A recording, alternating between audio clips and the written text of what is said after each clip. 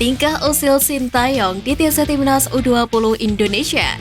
Simon McManamy undang perbedaan dengan Sintayong. Dampak Marcelino jika gabung TC. Simak informasi selengkapnya sebagai berikut.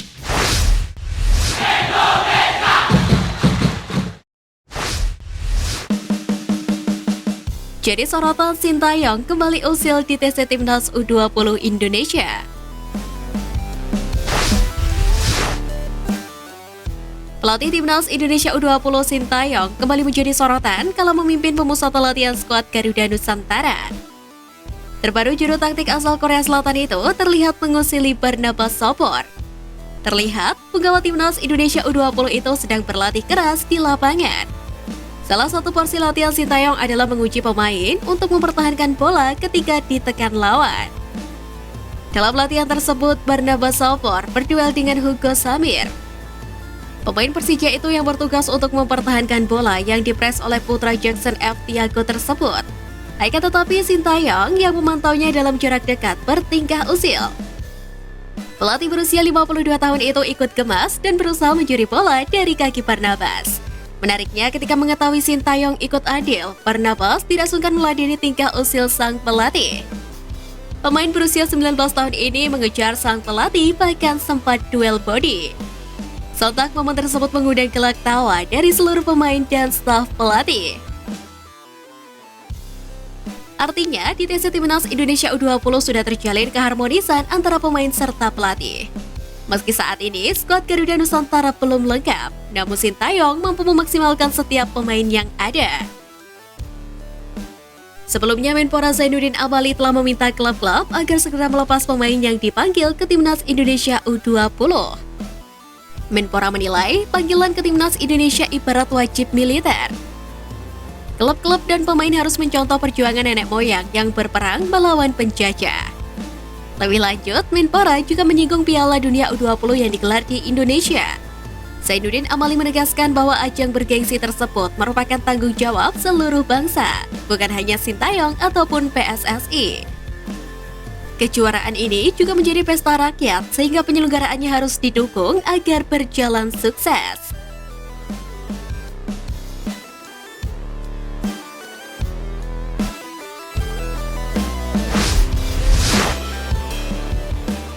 Perbedaan mencolok Timnas Indonesia era Sintayong dengan Simon McManamy.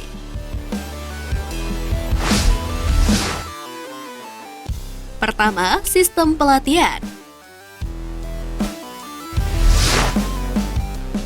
Sistem yang digunakan untuk melatih para penggawa Timnas dari kedua pelatih sangat berbeda.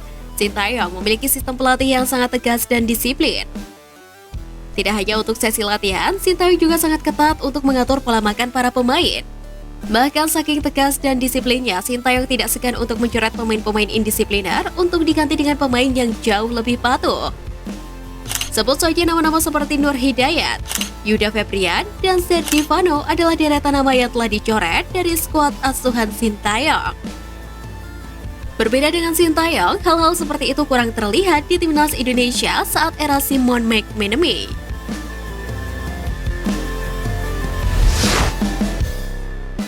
Kedua, pemilihan pemain.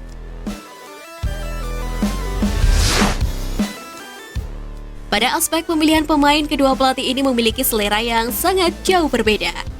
Simon McManamy lebih memilih untuk memanggil pemain-pemain senior yang kaya akan pengalaman seperti Beto Gonçalves, Ruben Sanadi, Ahmad Jufrianto, dan sebagainya. Sementara itu, Sintayong lebih banyak untuk memilih bibit-bibit muda yang bertalenta. Terbukti dengan nama-nama baru yang masih berusia di bawah 23 dan 19 tahun.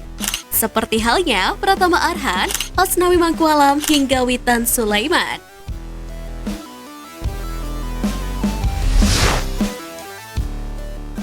Ketiga, prestasi.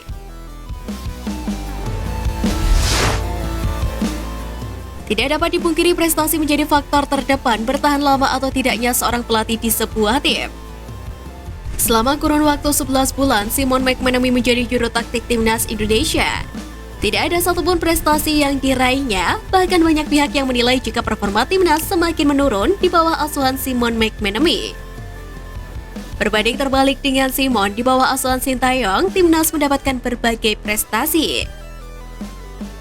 Meskipun belum sekalipun menjadi juara, namun skuad Garuda sukses menjadi runner-up di Piala AFF 2020.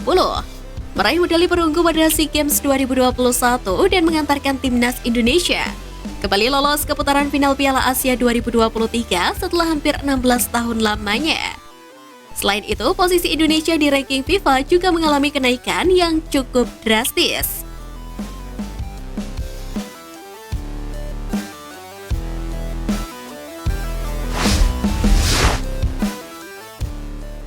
Dampak Marcelino Ferdinand jika nekat gabung TC Timnas U20 Indonesia.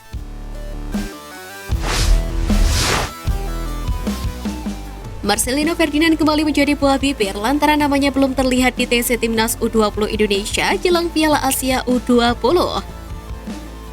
Sebagaimana diketahui, ex-pemain Persebaya tersebut tengah dilema lantaran baru bergabung dengan klub Belgia KMSK Dense. Bahkan Marcelino dihadapkan beberapa dampak negatif jika akhirnya memilih bergabung dengan pemusat latihan skuad Garuda Nusantara.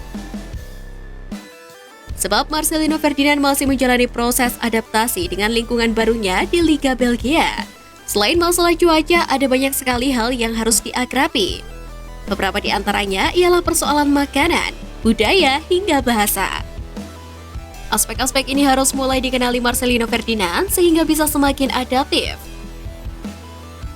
Selain itu, Marcelino Ferdinand juga bisa saja dianggap tidak profesional oleh pihak klub KMSK Dense apabila buru-buru pulang ke Indonesia. Sebab dia baru saja diumumkan sebagai rekrutan baru tim kasta kedua Liga Belgia ini.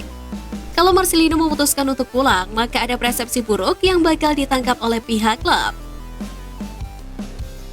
Pasalnya mantan pemain Persebaya Surabaya itu belum cukup lama bergabung dengan tim, tetapi sudah harus kembali angkat kaki karena panggilan timnas Indonesia U20. Dampak negatif lainnya yang bakal dihadapi oleh Marcelino Ferdinand jika mengikuti instruksi Sintayong untuk TC Timnas Indonesia U20 ialah menunda kesempatan debutnya. Untuk saat ini, Marcel memang masih harus menjalani proses administrasi untuk mendapatkan izin kerja di Belgia. Setelah itu, dia baru bisa didaftarkan sebagai pemain KMSK Dense. Apabila proses ini sudah selesai, tetapi Marcelino Ferdinand terlanjur pulang ke Indonesia, maka kesempatannya untuk menjalani laga debut bersama KMSK Dense bisa tertunda.